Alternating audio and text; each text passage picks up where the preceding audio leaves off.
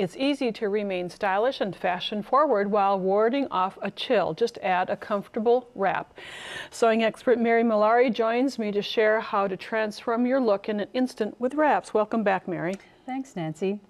Wraps are really a versatile addition to any wardrobe and can be sewn effortlessly. The Aurora wrap is our first version. Choose an elegant fabric to wear when you're out on the town, or select a knit fabric to make your next wrap to wear at the office for those days when the air conditioning is too cool. All occasion fabric wraps. That's what's next on Sewing with Nancy. Sewing with Nancy, TV's longest-airing sewing and quilting program with Nancy Zieman, is made possible by Baby Lock, a complete line of sewing, quilting, and embroidery machines and sergers. Baby Lock, for the love of sewing. Madeira, specializing in embroidery, quilting, and special effect threads, because creativity is never black and white. Koala Studios, fine sewing furniture custom built in America. Clover, making a difference in sewing, quilting, crafting, and needle arts for over 30 years. Amazing designs and Class A needles. Mary's Aurora wrap has two variations. The simplest one is what Alex was wearing at first, embroidered curtain. That's right. I look for fabric everywhere, Nancy. And it's very simply made in that it has side seams and an opening in that seam. And then when we put this on, we open it this way, and then your arm and hand are inserted through the openings. And you get a little shawl collar effect if you turn this back, and it's two seams and a big piece of fabric, and we're going to share that with you, the size, in our next option that's more open, which is the pink version. Yes, this one has the same sleeve openings that we did on the curtain, and also a hem, but it has an opening in the front, so we can wear it just slightly differently. So this is a piece of knit fabric. And the size? 52 inches by 32. 32, so it's almost a yard long. We folded this in half, meeting the long 52-inch lengths. And like that curtain, Mary stitched, I think, on your side. This is the side seam stitched. And then on this model, we left an 8-inch seam opening. That will be the sleeve opening. So just a seam on both sides. And then you turn this back and top stitch, which is on the other sleeve. And if you look close inside, Mary just did big zigzag stitches. I'd normally use matching thread, You Nancy. would? Yes, I would. But I like the zigzag. It gives stretch to the seam. The hem is the same way, just pressing up 3/4 of an inch, 1/2 of an inch, whatever you'd like, and then doing that zigzag so the whole bottom edge is finished. Now it would be much like that curtain. That's right. Or it didn't look like a curtain, but it's a beautiful way to wear a wrap. Yes. Scarlett never had it so good. No, and that's right. But now we're going to put an opening in it. We're going to use the same neck opening that we used in the previous program, Nancy, but this time I make a full size pattern so that I can trace around the entire thing, and then I extend the ends of the pattern to the bottom.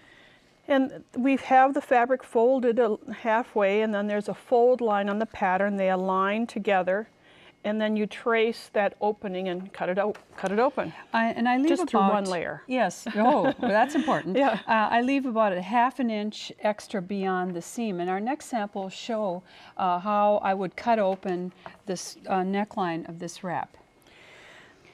Here are is an example, and it looks a little odd at this point, but I've marked 2 marks, and they're 8 inches apart on the curve of the neckline.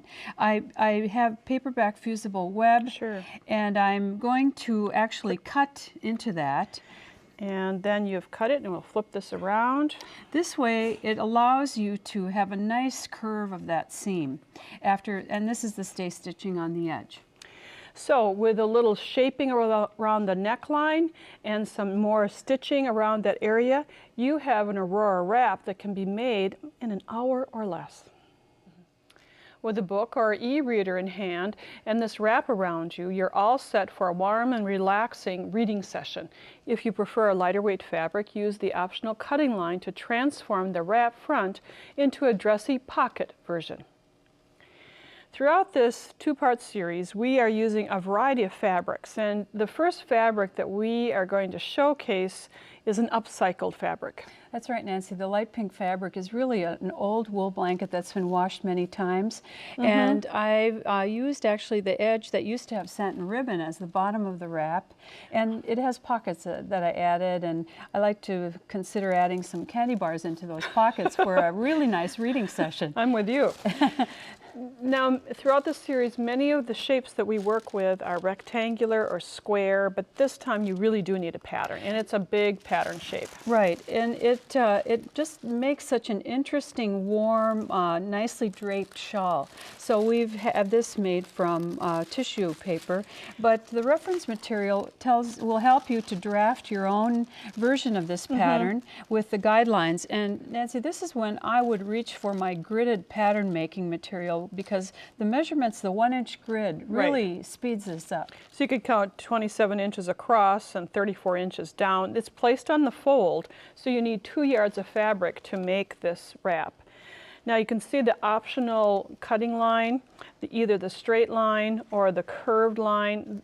The curved line is on the batik fabric. It's nice for lighter weight fabrics. This was actually formerly a beach wrap, and I turned back the edge on the line, and I turned this into a pocket here on the front, though it could be sewn directly to the body of the wrap as well. I used a little bit of bias on the edge of my turn back. To cover that edge. Right. So it's just another nice option. So this is the pattern piece, obviously, but here's this fold back that would be turned. The other right side would show.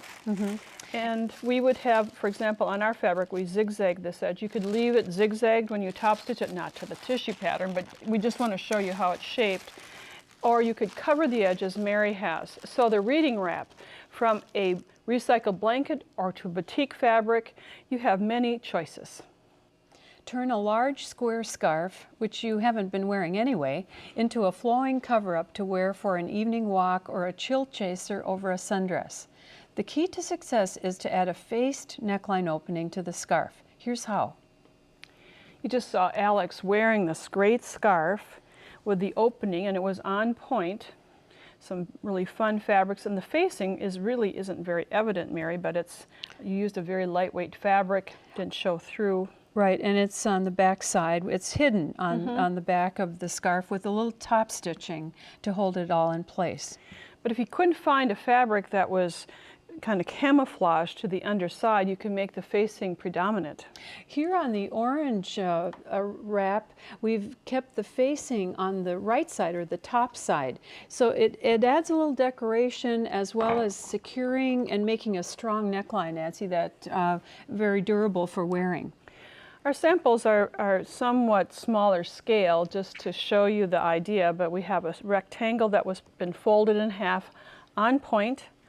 And then we have 2 sets of folds, and once again, and then press mark. That's right. So we need both of those to be evident, so then we can add our facing in the correct place. The facing pattern looks like this, and it has a line which you would align with what would be the shoulder line of the fabric. Or that first press mark. And then I also recommend cutting out a separate small piece so you can trace that on easily. So traditional facings are cut with an opening in the neckline. This has the opening included at this point. I think it's easier, really. I have the fabric here. I have lightweight interfacing on the back, and here is the line that indicates again what we align with the shoulder line press mark on the fabric. As well as the center being the press mark. Right. So we'll open this up. And we have this all press marked, and we'll simply just position matching the pressing marks and pin. That's right.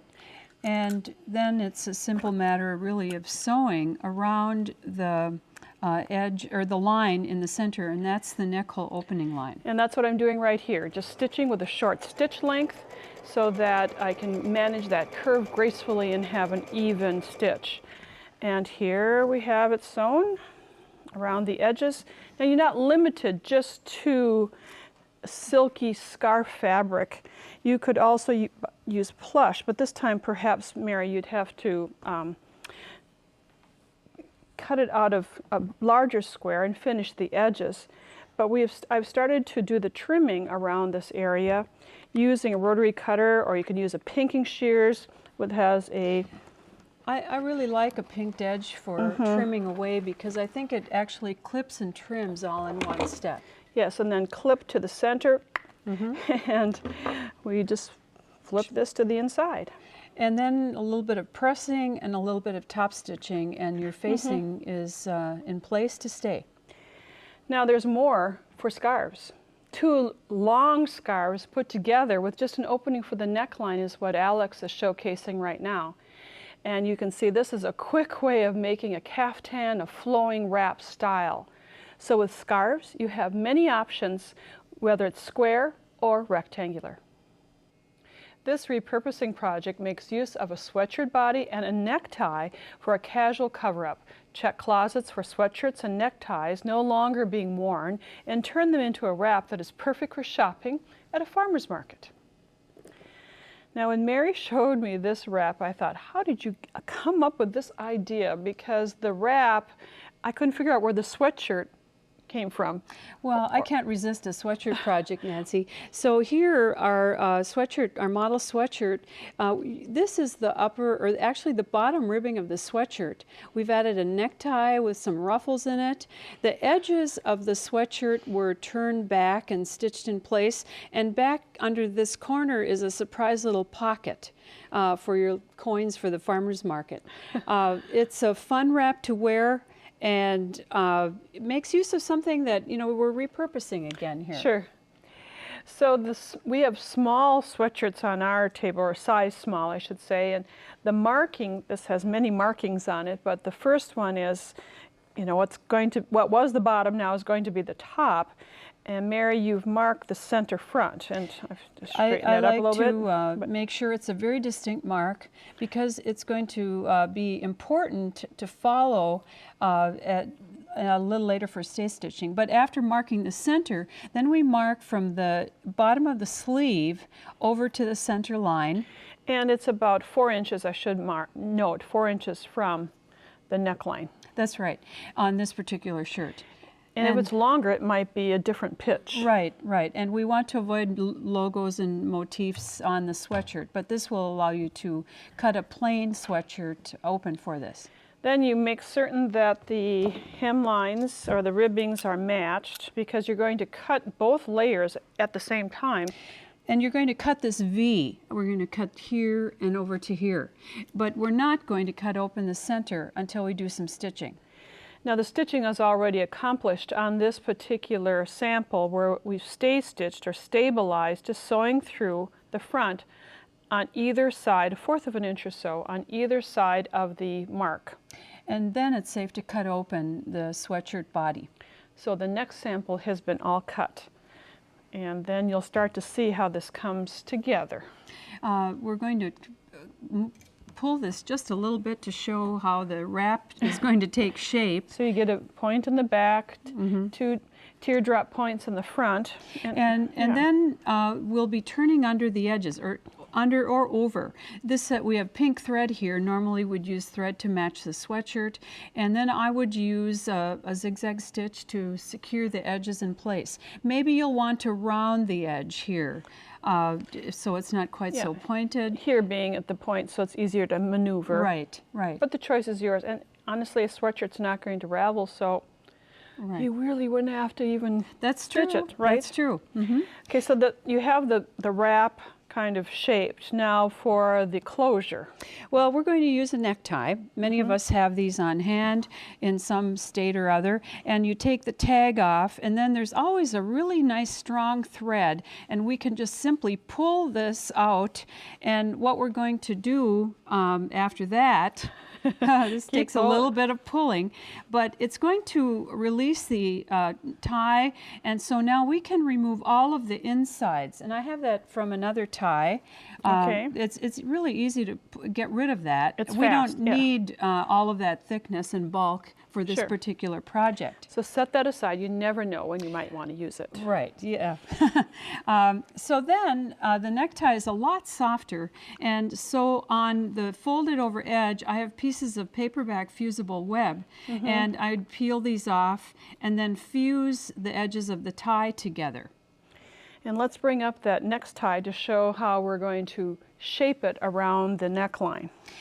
Here we have marked on the tie the center, the middle of it. Yeah, so halfway point. And on the sweatshirt, I have the center back marked. So here we go. We're going to just start at the center to center, and you creatively pin. Well, yes, and that's a great term for it, Nancy, because some ties are long and others shorter, but we're going to make pleats. And that gives a little bit of interesting dimension when we sew this tie onto the sweatshirt. So we just keep pleating this and stitching, or not stitching yet. Here's a close-up of how I'm stitching, just top stitching around that neckline on an already completed sweatshirt. And our final sweatshirt shows how the closure takes place. Here we have the two sides that overlap. We have a little bit of hook and loop tape here. We have an opening planned here in the front, and then we have more tape here. So this is how we hold our wrap in place. Presto, a sweatshirt wrap. Choose soft and warm fabrics or recycle sweaters as shown here to create this wrap, a perfect extra layer. Accent the wrap with large, interesting buttons. The closure for this 2-button wrap can be symmetrical or offset. Let your mood influence your style. Now this not only is a 2-button wrap, but it has, first of all, fascinating fabric. Yes, these are pieces of 5 different wool sweaters that just happen to be shrunk or felted, as they might say. Hot water, the agitation of the washing machine, and I found these sweaters to come together. They're really not so ravelly anymore when they're felted.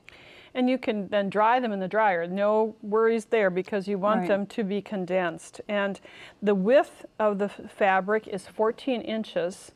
And you have 5 different pieces here of this put together. And if we take a close-up look, you just overlaid the fabrics one on top of the other and then top stitched.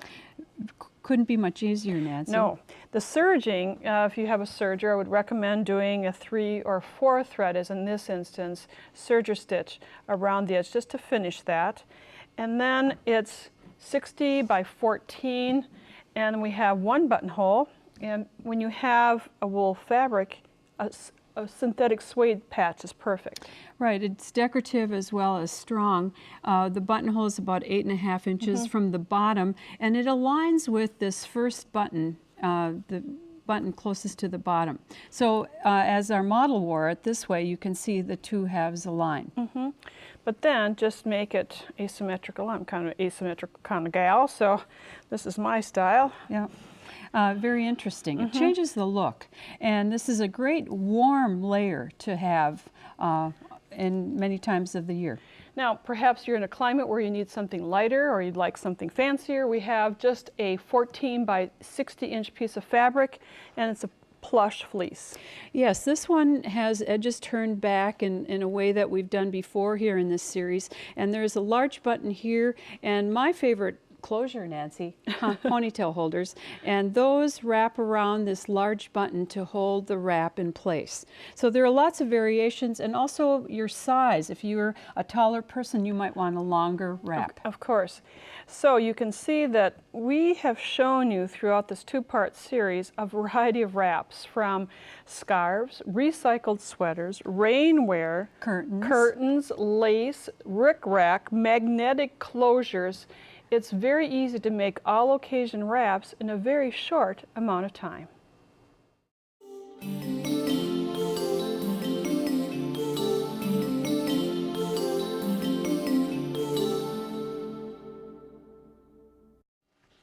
I've read and heard many definitions of modern quilting. Rarely can I remember the explanation. When talking today, earlier with Nancy's Corner guest, I heard him say a modern quilt has little to do with style, rather it speaks to the issues of the day. I could relate, and I knew I had the right person to interview. Please welcome Thomas Knauer, author of the book Modern Quilt Perspectives, who joins us from England via Skype. Thomas, thanks for being on Sewing with Nancy. Thanks for having me, Nancy. It's a treat to learn about your perspective on quilting and how you look at quilts, and we're just going to start right off by looking at a quilt that is a modern version of the log cabin. In this quilt, Cinder Blocks, I wanted to update that metaphor of working as the home as a basis for a quilt. And so I chose Cinder Blocks as the foundation material for most homes we live in, and wanted to use that as a place to then just still play with color, but update that notion of where do we live, and quilt as a metaphor for our homes. And instead of the red center of that log cabin, you have playful colors interacting. It's joyful. Thank you. I love playing with 4, 5, 6 of the same color in the same quilt, or tones of a color. And I hope it lets quilts pop. It does. And speaking of pop, the next quilt our viewers that we'll be seeing is a quilt you call ampersand. Ampersand is the symbol for the word and it was designed for my children. And it's a place where we tell stories. The ampersand is composed of 225 different novelty prints. And Fun. we start telling a story, and if the story lags, we point at a different print, whether it be monkeys or a spaceship, and the story takes off from there. I also love then when I come into a room by myself and I see that on the bed, and it's just this big existential and staring at me, asking me what I'm going to do next. I'm inspired by that one. I can just see talking to my grandchildren with a quilt like that. I'm sure many of us will follow suit with you. Well, speaking of children, you like to make baby quilts. I have made baby quilts for my children. Almost everyone I know who has a kid gets a baby quilt from me. And this one was specifically made in response to our second child. We wanted a second child, but after my daughter was born, I was diagnosed with a rare genetic disorder, and I didn't want to pass that on or risk passing that on. So we used a donor, and this quilt is based on mitosis. The two cells coming together, splitting to 4, 8, 16, 32, in a very blunt mathematical pattern. But as it all happens and comes together, it becomes a riot of color, which is, again, a metaphor for our son, who is a riot. Well, if he's as spontaneous as fun as this quilt, I can see why you told me he was playing in the sunshine today in England, romping through the garden. He is wild. There's a quilt that has a deeper meaning. It's a wall hanging, and please explain that to our viewers. Excess comes from a section in the quilt, a section in the book about social commentary in quilts. And this one it's composed of 1,600 blocks, the same block, and each one represents one of the 1,600 people who are killed in domestic violence incidents every year in America. 4 out of 5 are women, 1 out of 5 are men, and that's represented through color in the quilt. And the amazing quilter I work with, Lisa Sipes, she and I decided to quilt this with text from the Violence Against Women Act that was being held up in the Senate at the time we were making this quilt, over extending the act's protections to people Sure. in same-sex marriages or same-sex relationships.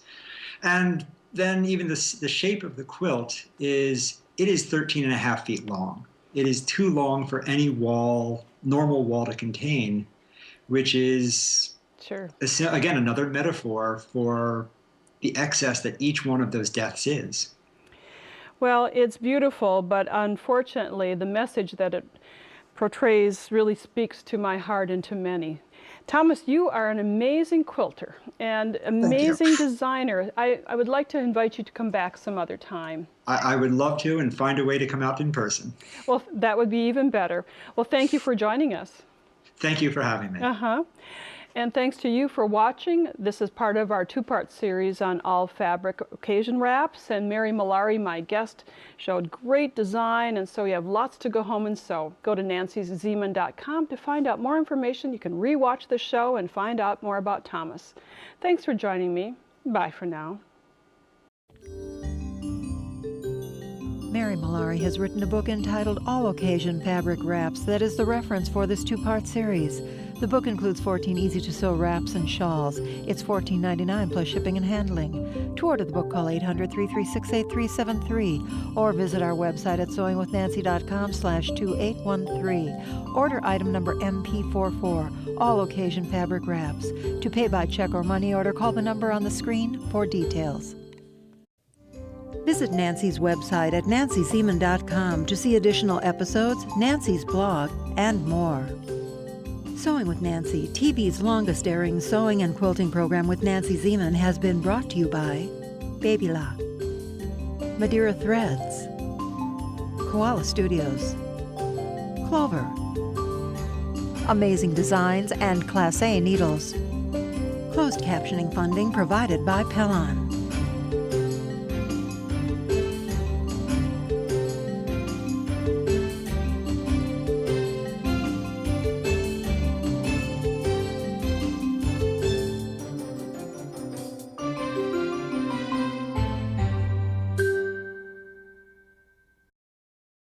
Sewing with Nancy is a co-production of Nancy Zieman Productions and Wisconsin Public Television.